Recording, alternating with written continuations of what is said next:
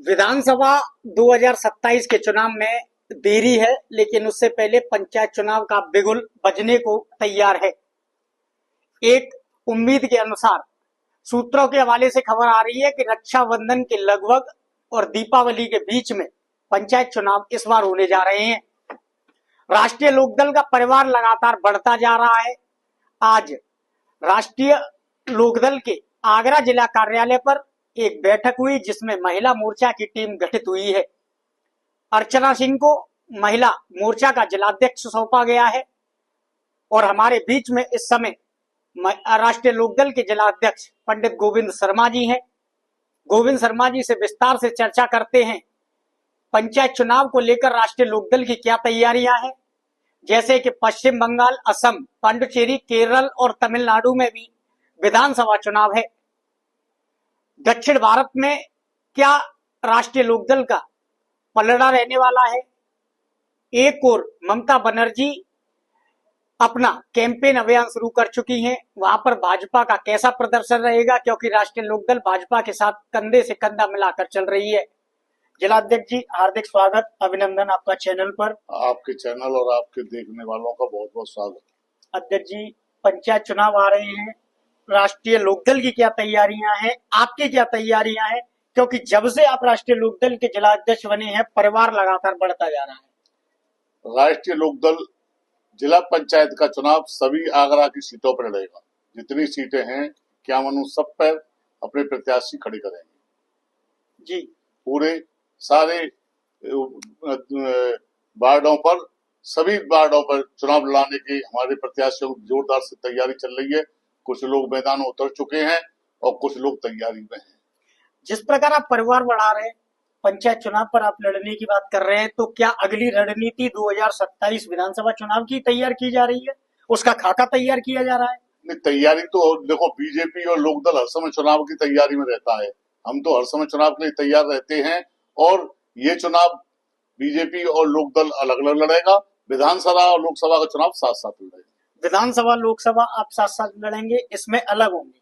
हाँ जी, क्योंकि इस समय हमारे कार्यकर्ताओं को भी समय नहीं मिल पाता। कार्यकर्ता अपना जोश और वो अपना पद के लिए कब लड़ पाएंगे। आपने बोला विधानसभा लोकसभा आप साथ साथ लड़ेंगे, संसद में लड़ाई साथ लड़ेंगे, विधानसभा में साथ लड़ेंगे, लेकिन आप सवर्ण से हैं, आप जर्नल हैं।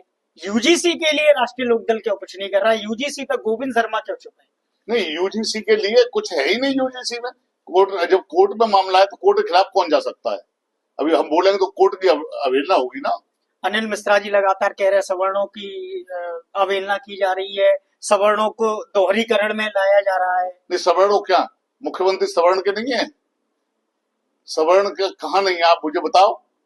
सवर्ण को भी जगह मिल रही है और देखो राष्ट्रपति कितने उससे हैं। यहाँ तो सबका सम्मान है। राष्ट्रीय लोकदल और बीजेपी में तो सबका सम्मान है। नहीं गोविंद जी, मेरा मतलब ये है कि आप सवर्ण हैं, अगर किसी दलित के साथ में शोषण होता है तो सभी पार्टियां एकजुट हो जाती हैं कि दलित पर अत्याचार बंद करो, लेकिन यहाँ पर सवर्णों पर आप मानते हैं कि अत्याचार हो रहा है? नहीं, कोई अत्याचार नहीं हो रहा है सवर्णों पर। सवर्ण किससे कम है? सवर्ण तो अपने आप में वैसे ही बहुत मजबूत है। करणी सेना के राष्ट्रीय अध्यक्ष कह रहे हैं ब्राह्मणों के अपमान की बात आई तो गला काट देंगे। अरे ये तो सब अपने अपने विचार होते हैं। बाकी सब लोग उत्तर प्रदेश में कौन सुरक्षित रहेंगे? जब से 2017 से आदरणीय बाबा आदित्य योगीनाथ जी ने कमान संभाली है तब से सब सुखी है। कौन सुखी नहीं है? और फिर बीजेपी की आप बात करो, यूपी की तो भजन लाल जी एक बार के एमएलए, उनको मुख्यमंत्री बनाया गया। कहाँ सम्मान नहीं है सवर्णों का? आप बताइए। आपने सवर्णों के सम्मान की बात कही, हम थोड़ा सा देश की चर्चा कर लेते हैं। इस समय डीजल और गैस का संकट है, इजराइल और ईरान है। कहीं कोई संकट नहीं है, ये सब बनावटी संकट है। ये तो विपक्ष के कोई मुद्दा नहीं है, उसको उठाए हुए हैं। मेरा खुद का पेट्रोल पंप, आप चले जाइए, कितना डीजल चाहिए? कल लोग 50-50 लीटर भरवा के ले गए ट्रैक्टरों के लिए, दो कहने 25-25 लीटर किससे बनाए? चाहे इतना तेल लो, कितना पेट्रोल चाहिए उतनी लो, किसी के लिए बने नहीं है। आप आज बुक करो गैस, कल गैस आ जाएगी, किसके पास नहीं है? ये तो खाली आडंबर, विपक्ष पर कोई मुद्दा नहीं है इसके लिए विपक्ष कर रहा है। सारे देशों में पेट्रोलियम पदार्थों पर और सब्जियों पर रेट बढ़ गए हैं। हिंदुस्तान पहला देश है जो आदरणीय मोदी जी के शासन में कोई रेट नहीं बढ़ा है। मोदी जी के शासन में रेट नहीं बढ़ा है, लेकिन मोदी जी के शासन में आगरा के साथ में दोहरा व्यवहार किया जा रहा है। आगरा का एयरपोर्ट अभी तैयार नहीं हुआ, लेकिन जेवर का एयरपोर्ट का शिलान्यास कर दिया गया है। देखो, जेवर इंटरनेशनल एयरपोर्ट बड़े पहले से प्रस्तावित था और आगरा का भी विस्तार है, वो कुछ ठेकेदारी की कमी से हो नहीं पा रहा है।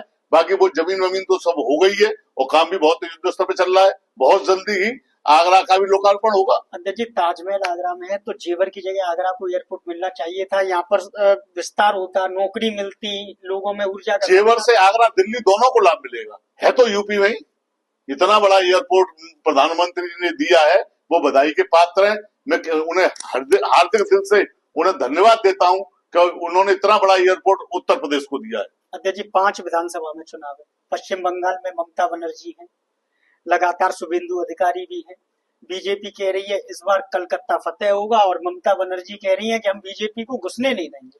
देखो, कहने से तो कुछ नहीं होता। शुभेंदु अधिकारी ने पहले भी ममता बनर्जी को हराया था, हाल के वो मुख्यमंत्री बनेगी, उनकी सीटें ज्यादा आ गई, वो अलग बात है। लेकिन इस बार बीजेपी का परचम लहराएगा। लोकदल उनके साथ है, पूरी ताकत से लोकदल और पश्चिम बंगाल में चुनाव लड़ेगा। ममता बनर्जी द्वारा मुख्यमंत्री या बीजेपी की सरकार? बीजेपी की सरकार बनेगी खुलेआम, बीजेपी अभी से कह रहे मुख्यमंत्री हैं। अरे ये तो सब लोग बिहार में भी कह रहे थे, कहाँ रहा बिहार में? कोई है विपक्ष? नीतीश है नहीं, नीतीश अभी राज्यसभा चले गए।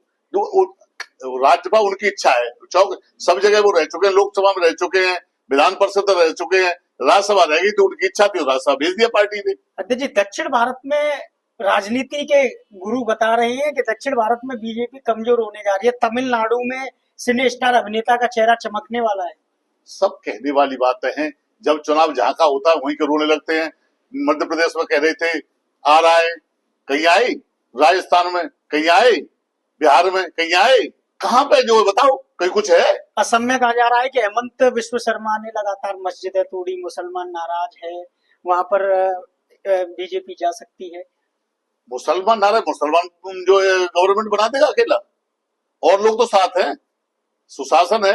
विश्वकर्मा ने बढ़िया प्रदेश को चलाया है अच्छी तरह से, कोई वहां दंगा नहीं है, कोई परेशानी नहीं है, बढ़िया तरह से, और प्रदेश उन्नति कर रहा है उनके उसमें।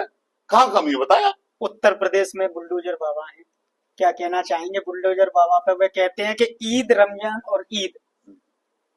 रमजान और नवरात्रि सभी एक ही साथ पड़े, लेकिन कहीं कोई दंगा नहीं हुआ, कोई फसाद नहीं हुआ। क्या मानते हैं, पक्षपात कर रहे हैं बुलडोजर बाबा? बुलडोजर पक्षपात करते तो झगड़ा हो ही जाता।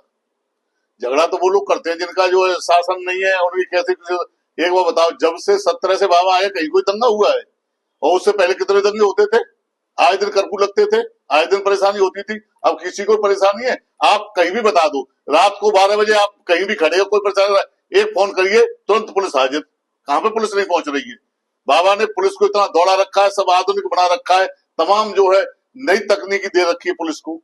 मायावती चुप है, क्या कहना चाहेंगे विधानसभा के लिए? मायावती की चुप्पी क्या बीजेपी के लिए फायदा रहेगा? मायावती को बीजेपी के भी पार्टी अगर कोई अपनी तरफ से बीजेपी और लोकदल का अगर जो है सम्मान कर रहा है, उसमें हम क्या कह सकते हैं? मायावती जी जवाब देंगे उसका। तो हमारा तो खूब चला है, उनका एक विधायक है, क्या है वो जाने कि वो क्या अपना सिस्टम या उनका क्या नियम है।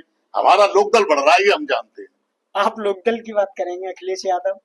नहीं, अखिलेश यादव जी इसमें कुछ भी नहीं है। आप अखिलेश वो तो एक परिवार की पार्टी है, एक परिवार की पार्टी है, खुद आपस में ही होंगे। अभी तो आने दो, टिकट बटे तो चाचा भतीजे लड़ पड़ेंगे, दूसरे की जरूरत ही नहीं पड़ेगी।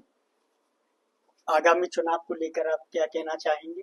आगामी चुनाव में भी बीजेपी और लोकदल की गवर्नमेंट बनेगी और योगी आदित्यनाथ तीसरी बार भारी बहुमत से और मुख्यमंत्री बनेंगे। मेरा लास्ट सवाल गोविंद प्रधान जी, आप जिलाध्यक्ष हैं, क्षेत्र में चर्चा का विषय बना हुआ है कि गोविंद शर्मा जिलाध्यक्ष तो हो गए, खीरागढ़ से विधायक कब बनेंगे? अगर राष्ट्रीय लोकदल चाहेगा तो 27 में बना सकते हैं। ये तो हमारे आदरणीय जैन जी की इच्छा है, वो चाहे तो 27 में चुनाव लड़ा दें। अगर लोकदल के खाते में आएगी तो विधायक होने में आप कोशिश करिए, जनता की मांग है।